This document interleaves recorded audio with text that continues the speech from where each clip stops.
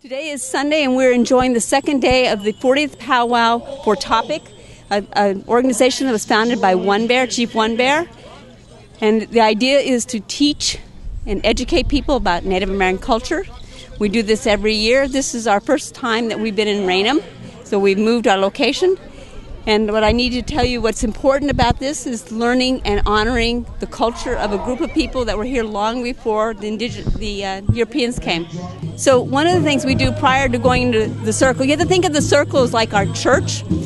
So when people go, before they go into the church, the circle, they have to be purified. And we purify people with what's called smudging, and we do that with white sage, which is considered a healing herb, a healing plant. And so we do that prior to going in. And anytime someone has a new piece of equipment, or a bow or something like that, they always ask for it to be smudged. The idea is so that it brings them good luck and good fortune, and that any evil that might be around could be dispersed. My name is Victoria. I was actually born in Southern California. My father is full-blooded Lenape. He hails from Pennsylvania. My mother is English and Seja Sapa. And I came to New England because my son was recruited to play hockey. And working for the Veterans Administration, I met Arnold, who's a member of this group, and brought me over and introduced me to Chief One Bear. And when Chief One Bear health began to decline, he asked me if I would come and work with his grandson, who is the current chief, and keep him on the right path. I'm what a lot of people will refer to as a traditional, because I keep the old ways. And as far as my language, I speak Lakota. I do speak some Lenape. That's the first languages I learned. I learned my Lakota from my grandmother, so some of my words are not currently used. Like example would be is I say Pezuta Sapa for coffee, which means black medicine, because when I grew up there was no word for coffee. Subsequently, the Lakota Consortium standardized the language among many of the reservations, and so that's kind of like the language we speak, so we're unified that way. So here for the organization, I am what they refer to as a sub-chief, what I refer to as a spiritual leader among the group of people. We have here, within Topic, we have Mi'kmaq, we have Narragansett, we have Cherokee, we have a whole Ojibwa, which is what Chief One Bear was, and a group of people that try to maintain the tradition and try to educate people as the importance of it and to take care of Anchimeka. The only thing I would say is we're here this time every year. Please come down. If you can't make it down today, please come down next year. Or if you have an opportunity, seek out a powwow and learn about the culture of the people that were here prior to the Europeans.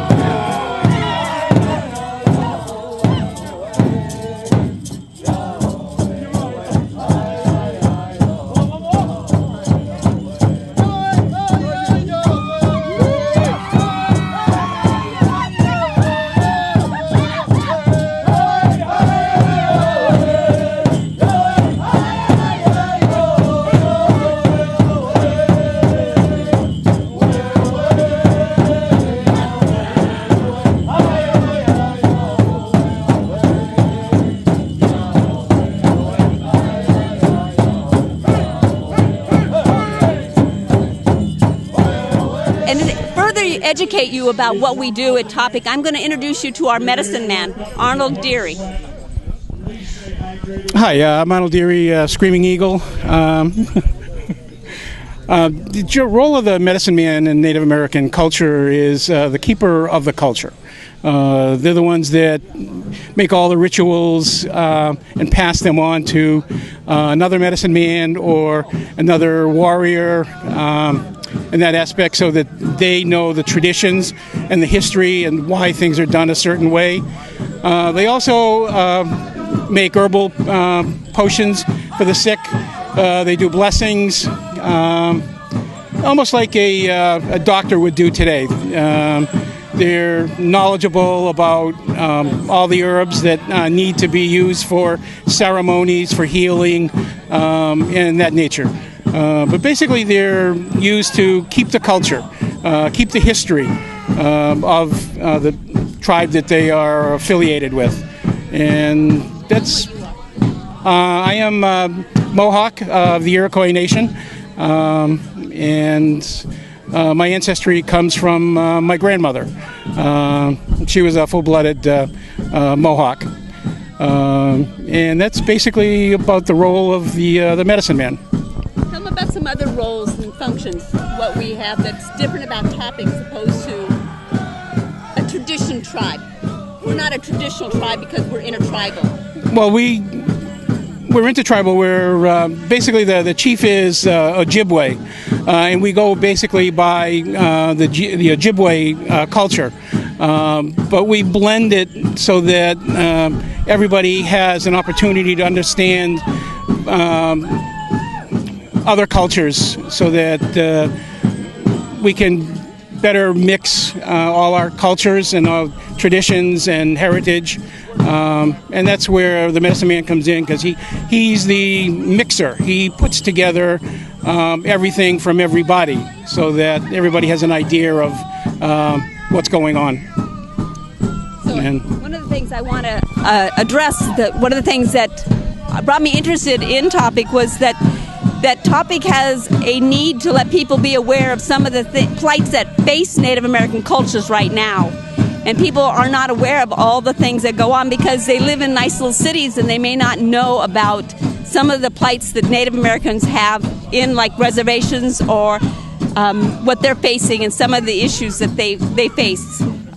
So that's one of the big things we do. Not only educate people about our culture, but make people aware of what they're doing and what impact their actions have on other people.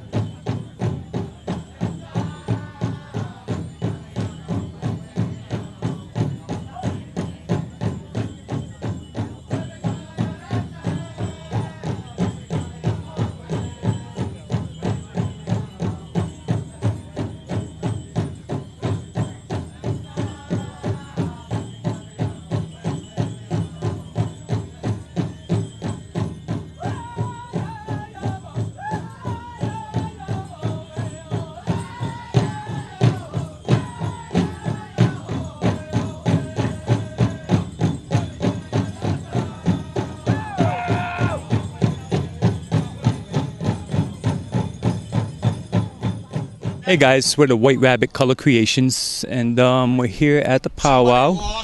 And what we're actually doing is helping spread the message of peace and love, bringing on a new vibration to this world that's pretty much covered in darkness. So we have all our color creations that we create. The patterns are all just very beautiful. You have to come down and see for yourself. Buenas tardes, good afternoon to everyone. Can you hear me over there? Can you hear me? Yeah? All right, I want to hear one more time, okay? I want to say one more time. Good afternoon. All right, I think everybody hear me now. Good afternoon to everyone. We are part of a big family of Aztec Indian dancers. We are just a small part of that family. We travel along United States, Canada, Mexico. We go so far sometimes it's on the other side of the seas. Many times we have more dancers, many times we have a little bit of dancers. Every indigenous people from my place who like to do the presentation of the dancing, the ceremonials, many times they have to work. A lot of times we can bring more dancers, many times we don't. But doesn't matter the amount, what we can, what we do, what we bring is the knowledge, the culture, the tradition, and the dances. I hope you enjoy the dances, what we're going to present to you today. My family, they're the Salinas family. I hear somebody this morning says, well, they don't sound too Indian. The name is not really indigenous name. You know, when they happened the conquest, what the Spaniards did, they just changed our names. But they don't change our culture. We still have our names in our language, what is Nahuatl. Nahuatl is our original language. But also we speak Spanish because we were born in Mexico. What is called now Mexico? The real name of my place is Mexico. Mexico Tenochtitlan. That give it to us the name of Mexicas. Many times they call us Mexicans or Mexicanos. That what is okay because in that way the world knows us. But we are actually Mexicas. We are very proud we can bring to you, today to you a little touch of my place. A little touch of my ceremonies or my culture or my language. I hope you enjoy it. We're going to begin with a very special dance. We call the dance of the Nahui Olin. Nahui Olin in our language, what I means is the 4 points, the 4 directions, so the 4 elements where we need to continue alive. Every time when we honor an element, we blow what we call the Atekokoli or the Colchacheo. We do it to the 4 cardinal points, asking permission to the cosmos to open and let us bring some energy to us, and we can project it to you in the forms of dances. And I hope you feel it. But also asking permission to our ancestors to let us continue with our tradition. At this time, I'm going to present to you the first dance, and we call the dance of the Nahui Olin or la danza de los 4 puntos.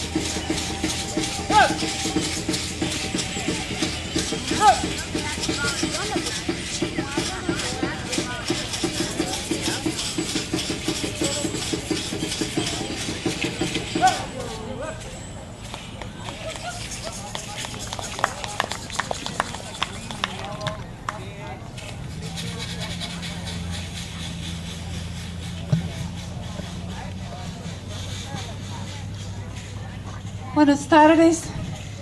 Good afternoon. Mashika Tiawi. I greet you on behalf of the Mexica people, the Aztec people, my family, and as human beings. We want to thank you for coming here today, everyone. We thank you for taking an interest in the things that are happening here. They're good, they're positive things. There was a time when our elders remember, and many elders remember, when it was not possible to express our culture. And it was not legal. It was something that we had to do in secret. And today it is very wonderful to be able to be here, to be able to express ourselves and do a few of our traditional dances and share this information with you. We come from what you call Mexico City, what we call Mexico Tenochtitlan. We are Aztec Indians, or Mexica, indigenous people of this continent, of America as well. And we've been invited here by our brothers and sisters of the North to come here and to share a little bit about our people as well. The first dance we did for you is what we call Nawi Olin. Nawi is four in our Aztec language, Nahuatl.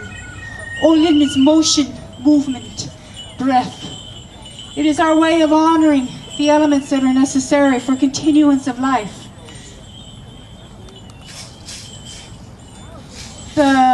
What we call the honoring of the earth, the water, the wind, and the fire. The things that are necessary for life, for all that live upon this beautiful home that creation has given us. We call the earth. The next dance we'd like to do is a dance honoring our ancestors. In our language, we call those ones that have gone on before us, we call them Aguasholo. The old ones, the ancient ones, Aguasholo.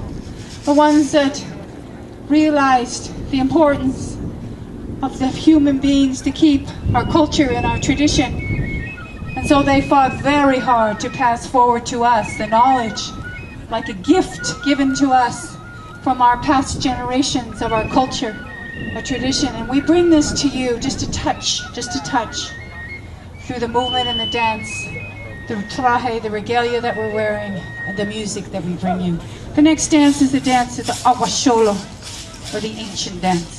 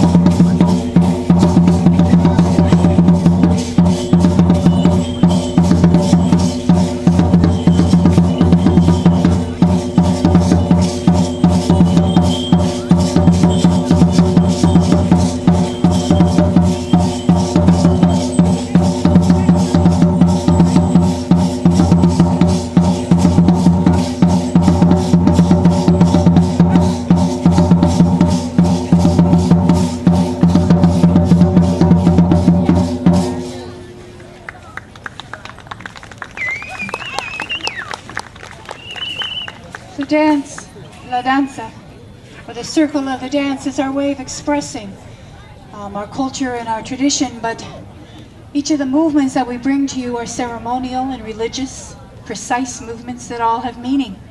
Now, if you were to ever go to Mexico City, downtown in the Zocalo, and gather, and perhaps you might come upon a group of dancers, People dress similar to what we are dressed as. People dress according to their family traditions. But they are still able to dance upon the ground that was there a long, long time ago. Because when the Spanish came here, they built their city, Mexico City, right on top of Mexico, Tenochtitlan, the Aztec city. As my children call it, they call it the Aztec city. We call it in our language Mexico, Tenochtitlan. I'd like to introduce to you this man standing next to me, Luis Salinas. At this time, I'm going to explain you a little bit about our dances. We're a long ways from our place. Many times we travel everywhere. Sometimes, if you see we don't dance how we're supposed to dance, a lot of times it has to do with the heat, sometimes with the wind. At this time, I feel a very good energy, and I want to present to you the next dance. The next dance we call the dance of Ixtacuautli, or the White Eagle dance. We do this dance in honor to I can say the leaders, the people who lead us in Mexico, in my place, long time ago, and they teach us how respect the elements, how respect the life. At this time, I'm going to present to you the next dance, the dance of Ixtacuautli, or the dance of the White Eagle dance.